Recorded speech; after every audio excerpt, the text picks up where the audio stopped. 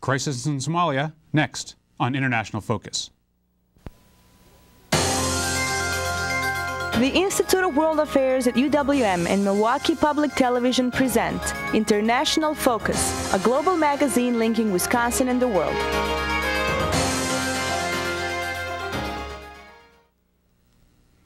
Welcome to International Focus. I'm Robert Ricigliano, Director of the Institute of World Affairs at UWM. A recent State Department terrorism report calls Somalia's Islamic militants and their reputed al-Qaeda allies, quote, the most serious threat to American and allied interests in the region, unquote. The lack of a functioning government has created a vacuum in which a variety of armed groups have thrived. The Bush administration recently officially designated one of these groups, al-Shabaab, as a foreign terrorist organization. Its leader was among several people killed in a U.S. airstrike shortly thereafter. As the U.S. prosecutes its war on terror in Somalia, the situation for citizens on the ground has reached the crisis stage. In addition to a general lack of security, prices for staple foods have risen by 375% in the past year, prompting riots in the capital of Mogadishu. To help us understand how Somalia became a failed state and what can be done to promote a return to stability, we're joined in the studio by Bruce Fetter, Professor of History at UWM and noted scholar of African history and healthcare issues. We're also joined by phone by Kenneth Menkhaus, Associate Professor of Political Science at Davidson College and former United Nations advisor on Somalia. Welcome to International Focus. Professor Menkhaus, I wonder if we can start with you. The situation in Somalia is an incredibly complex one, and I'm wondering if you could give us a bit of context for the situation there and how it got to where it is. I'll do the best I can. Somalia has been a failed state now for 17 years. It's the longest-running instance of complete state collapse in the post-colonial era. There have been a succession of attempts to revive a central government there through over a dozen peace processes. None has succeeded, so the country has been in a state of collapse. Featuring an interesting array of polities. Sometimes traditional authorities are controlling certain areas, in some cases municipalities, and other places warlord fiefdoms. In 2004, there was a sustained international effort to broker a peace that culminated in a transitional federal government that's backed by Ethiopia and perceived to be closely allied with them. That government has not been able to really establish a meaningful governmental presence in the country. For a long time, it was in exile or in a provisional capital out in the countryside. The real power struggle after 2004 occurred between a group of warlords and militia leaders and businessmen who were backed by the United States, the U.S. working through these individuals and their militias in counterterrorism monitoring in the country, versus an ascendant Islamist movement that eventually came to be called the Council of Islamic Courts. Those two clashed in Mogadishu in 2006. The Islamists won a surprising and astounding victory. They gained control not only over all the capital, but most of Somalia in 2006, and were governing it quite effectively. And so were very popular among Somalis, including Somalis who were not Islamists at all, but who were grateful for the level of law and order. Unfortunately, the Islamists, hardliners in the Islamists, began engaging in a variety of acts and rhetoric that veered toward radicalism. Eventually, this earned them a war with neighboring Ethiopia. In December of 2006, Ethiopia ousted the Islamists, occupied Mogadishu, installed the transitional federal government there, and since that time we have seen a ferocious insurgency and counterinsurgency pitting regrouped Islamists, other non-Islamist resistance movements, versus this transitional government and the Ethiopians. It's produced massive displacement in the capital. We estimate somewhere between 400,000 and 700,000 people displaced, humanitarian crisis that's arguably the worst in the world right now, and a political crisis that's very, very serious. The situation has so many nested problems in it. There's the humanitarian dimension, the general sort of stability and regional interplay between states in the region, and then, of course, the sort of global terrorist level of this. How do you begin to assess what's at stake here? What's at the heart of this problem, if it's possible to do that? Somalia poses different problems for different groups. For Ethiopia, Somalia poses the problem of spillover. The anarchy in Somalia spills over into Ethiopia. Armed liberation or insurgency movements against the Ethiopian government have used Somalia as a base. Both non-Islamist and Islamist movements have done that. For Kenya, the problem that Somalia poses is that Somalia has been used as a safe haven for the East Africa al-Qaeda wing. Now, this East Africa al-Qaeda cell hasn't really used Somalia as a permanent base. It's more as a transit area. But some of the individuals who were implicated in the U.S. Embassy bombings in 1998 and the hotel bombing along the coast in 2001 did then retreat back to Somalia. For the U.S., the fear is that this large, ungoverned space could become a safe haven for al-Qaeda, either the East African cell or al-Qaeda writ large.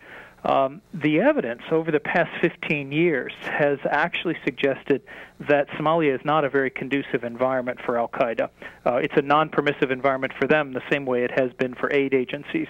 It's a highly insecure place. It's a place with very few foreigners, so you stick out like a sore thumb. If you're there, you are exposed to extortion and blackmail and getting caught up in clan warfare.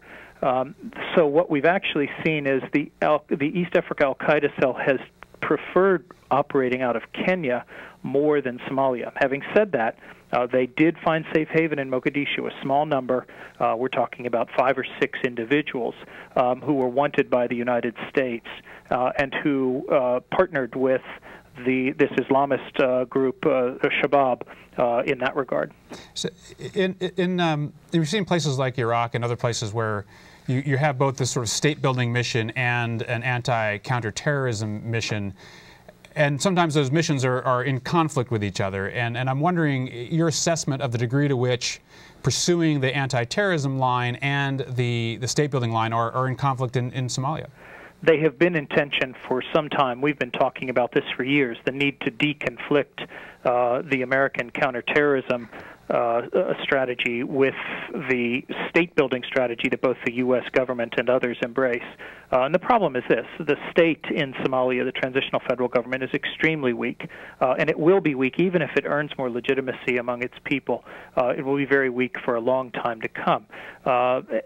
So that the United States has been tempted to continue to work with non-state actors whom it believes has a better reach into neighborhoods and communities to monitor possible terrorist activity.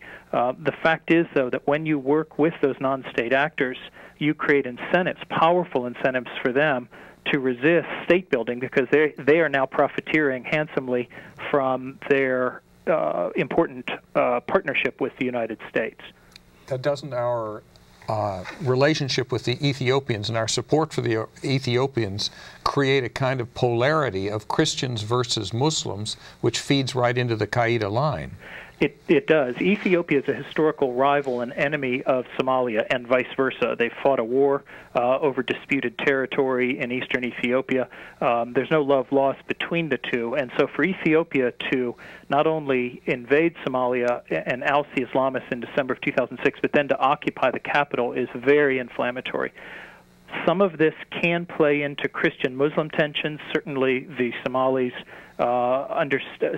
many Somalis see this as the Highlander Christian Ethiopians suppressing them. It's more complicated than that. 50% of Ethiopians are in fact Muslim, and Christian-Muslim tensions in Ethiopia have never really been a viable fault line politically, at least up to date, but it is a danger. The bigger danger, though, is that as long as Ethiopian troops are in Mogadishu, they are a lightning rod for insurgency, and the Somalis view these insurgents as liberation fighters, as nationalists who have a legitimate right to pick up arms against foreign occupation.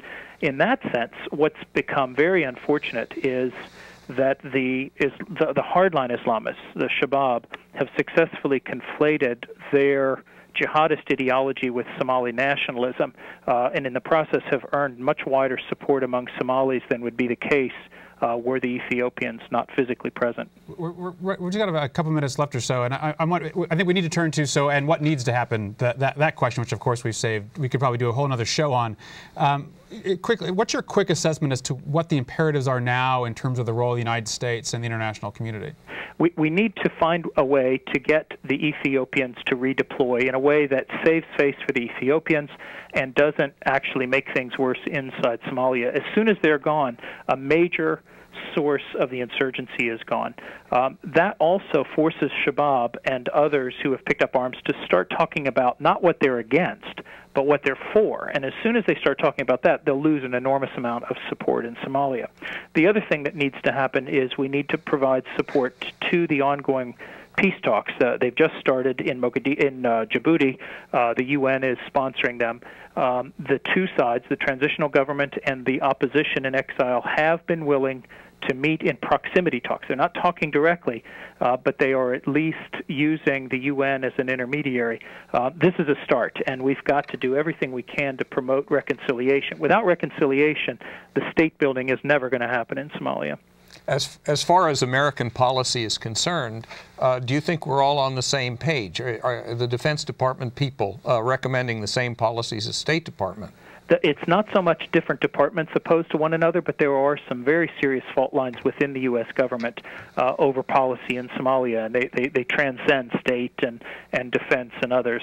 And those very much do need to be reconciled. I think there are those who have viewed all of the opposition with a great amount of suspicion and have been unwilling to reach out to them. Others have argued that we need to give the opposition a chance to engage in peace talks. Some have been very reluctant to criticize the transitional federal government in Ethiopia. Others feel that we're losing our credibility by allowing, in some cases, egregious human rights abuses to go unchallenged. And then there are disagreements about the U.S. use of force in the country. We recently bombed a town and killed the leader of Shabab. It was, from a tactical point of view, a spectacular success. But it also earned us now a whole new set of enemies in the region. The Shabab had been only targeting Ethiopia and the transitional government. Now they've vowed to target us. Time will tell if that was a wise decision or not, but it runs the risk of becoming an instance of the operation was a success, the patient died. Dr. Kenneth Menkhaus, thank you very much for sharing your perspective on Somalia. Dr. Kenneth Menkhaus, professor of political science at Davidson College and a former UN advisor on Somalia. Thank you very much. To our viewers, we have a bit of a break coming up. We'll see you in just a moment on International Focus. The Institute of World Affairs presents our community with a range of public programs relating to global issues, U.S. foreign policy, and the world economy. For more information about the Institute of World Affairs, call 414-229-3220 or visit our website at www.iwa.uwm.edu.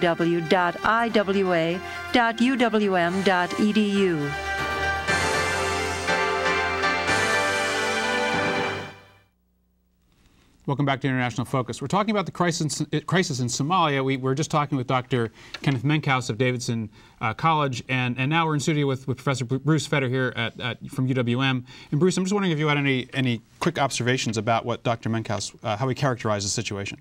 It sounds terribly complex, and of course nobody likes Qaeda and nobody wants to help them. What troubles me is the disturbing resemblance between the talk about Somalia and the talk about Iraq before we went in. And I'm just worried about how good our policy is and how well we're thinking things through, because I remember the promise to catch Osama bin Laden, and none of these things have happened. So if we simply just keep beating a single drum, are we going to have success in the region where there are real threats to our interests, where people were killed in Kenya and Tanzania, and where there are still pirates on the coast of Somalia? I mean, this is a rough place, and we have a lot of Somalis in the United States, too. How do they feel about what sort of things are happening in their country? Bruce, we talked a bit about the security situation there, the kind of geopolitical situation there. We touched on the humanitarian dimension, but not very much. And it does sound rather dire for a country that's about a population of 8 million or so, where there's a third to a half who are in need of assistance, the acute severe acute poverty level is high, the acute poverty level is high. Do you have any thoughts on just putting in perspective the enormity of the humanitarian situation? Well, what makes Somalia worse than many of the other places, and mark you, there have been food riots from Senegal across to the Ivory Coast, and there are a number of places where the run-up in the cost of staples has hurt the ordinary people. It's worse in Somalia because what's happened in recent months is that the population have become, the urban population have become refugees, and they're out along the road north of town, basically facing the elements, and it's very difficult to get food to them. I think it's a little bit like the Burma problem, is that you can't feed them. We know how to feed people, but if they're still fighting with the Ethiopians and the Shabab is saying don't take anything from these infidels, it's a really serious problem. And a lot of the aid groups that would normally be able to go in there are precluded from doing so from security. Some have pulled out because of the security situation. How big? I mean, how do we figure out what to do? We've got all these different dimensions, and it feels like the humanitarian is so urgent. But you're saying we really are almost precluded from going in. Yeah, I wish that we hadn't been acting as though we were the sheriff in town. The French have had to deal with the Somalis. They had a ship that was taken by pirates. I believe the Spanish did too. So if we could talk to other regional powers, maybe get the Kenyans into the conversation, although God knows they've had enough trouble restoring peace in their own country. But I think as long as it seems like we and the Ethiopians are just a single force determined to have a certain limited number of objectives in the country, then nobody will believe that we really want anything good for the Somalis. We mentioned earlier that Somalia has been a failed state without any kind of government or central control for over 17 years. What's the driver of that? I mean, in those 17 years, people must find a way to survive. I mean, how far gone is Somalia as a state at this point? Well, I don't know. I don't know if there ever was a state. There were 6 states that came together. One of them was part of Kenya. Another was the Ogaden in Ethiopia. And you had British Somalia and Djibouti. So there are problems. Although the Somalis have a common language and religion, I don't know. They've been... Somalis are brilliant people. They're absolutely gorgeous people. The men are handsome, and the men are good looking, and the women are bright. But getting them to get together has been a historic problem. This just didn't even start 17 years ago. We switched places. The Ethiopians were on our side until the death of Haile Selassie, and the Somalis were on the Russian side, and then we basically changed alliances. So I don't think that the signals from the outside have been such as to bring the Somalis together to common purpose. Professor Menkhaus made reference of the interplay of several surrounding states: Kenya, Ethiopia, Eritrea, Djibouti. In addition to the role of the United States and the Europeans and others, what are the dynamics of that political conflict between those states? It's a terrible thing because, as I say, there's irredentism in a number of these populations, and the Ethiopians unfortunately are pretty arbitrary themselves. The Tigranians, who are in charge of the country right now, have been fighting a war with the Tigranians from Eritrea. I mean, good God, to say that these people are functioning as modern states is to give them a lot. It's hard. I was on a dissertation talking about Ethiopian urban policies, but it's very hard. The assumptions of what government should do and how it should take care of its people are not the same. And unless we have regional experts, we're going to go in like a bull in a china shop. How about the relationship between the U.S. and the Europeans in terms of the policy toward Somalia? Europeans have been players in the region for many, many years. Is there a united front on the Allied side, the international community side? I would say not since 2001. The more help we can get, the better, but we have to be willing to negotiate. What has struck me as the problem of U.S. policy has been the polarization of the world, that it's either us or them, and this is even worse than in the Cold War, because if we, as I say, if we come in like the sheriff and nobody else, we don't care what anybody else thinks, we're going to have our way, we're going to be a lot less successful in dealing with problems that are as complex as the ones that we've been talking about in the Horn of Africa. We mentioned that nested set of security, humanitarian, political problems.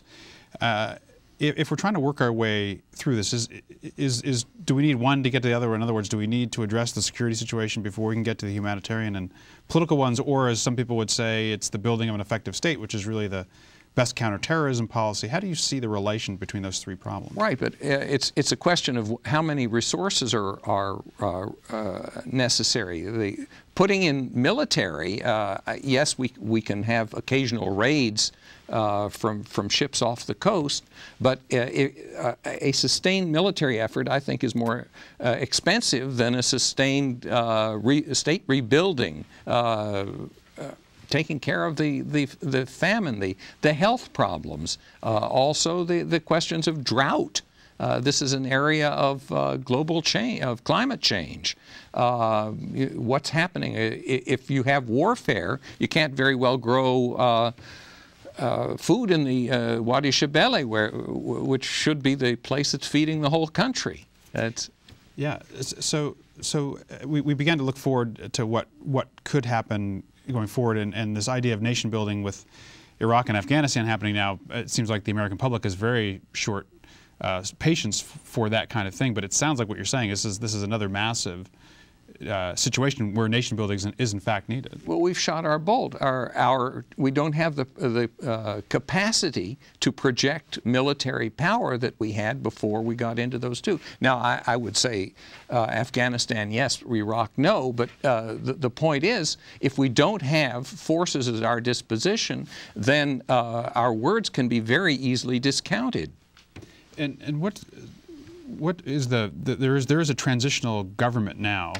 How much of a government really is there in Somalia in terms of if the U.S. is working with a government? What does that mean? I wish we had Kenneth Menkhaus to answer that question. But as far as I can see, what's happening in Baidoa is they're just a puppet regime. They don't represent a substantial proportion of the Somali population. If you could get them all together, because I remember what it was like when they had the armored jeeps going around in Mogadishu and shooting each other and collecting their own taxes. Somalis are hard to bring together. So I would hope that we'd choose paths that wouldn't make it harder. Yeah, and we've got a few minutes left, and you mentioned briefly sort of the American patience with Somalia, with nation building, in a country that's had such a checkered or a difficult past with attempted nation building. How can the United States sustain any kind of involvement, or what is the American public can do about this? Oh dear, you know, this just brings me back to the UN. Even though the UN is not in itself in the best of situations and is in need of some reforms because of some of the ways the UN military has behaved, you know, with the raping people in the Congo and selling arms for gold in the Congo. You can't entirely trust the UN, but we've been whacking at it with a hammer, especially in our very unfortunate choice of ambassador to the UN. What you have to do is try to reestablish and see who's willing to talk and who's willing to get involved. But I just can't predict who's going to answer the clarion call. And we referenced the peace talks. Yes. Is this? I mean, is this the kind of situation that can be managed with some sort of accommodation between the Islamic Courts Union and the associated militant groups and whatever transitional government there is, or are we looking to sort of for something less than that might provide some sort of stability? Well, I would like to see it, but I'm old enough to remember the discussions in Vietnam about the shape of the table that we would sit around to talk to the North Vietnamese. And it may be that we just have to mark time until some external forces bring more of an answer to the questions, because we just don't have the power to impose a solution by ourselves. And you know, Americans don't like to have to admit that we're not all powerful, but by golly, there are some times when we just can't do it, when there are other things that are more important.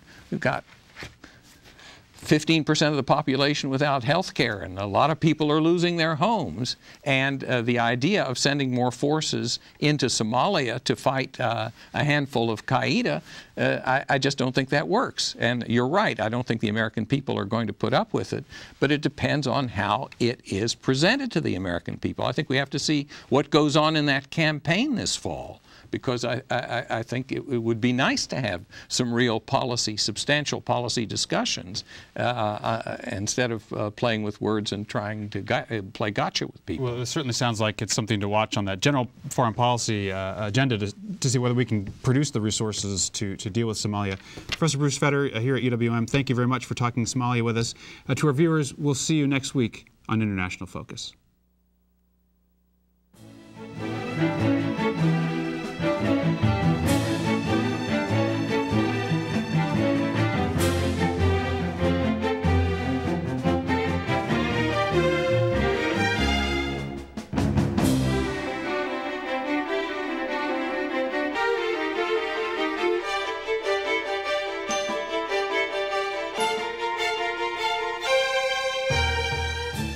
For information about the Institute of World Affairs and its many programs, or to become a member of the Institute, call 414-229-3220 or visit us at our website.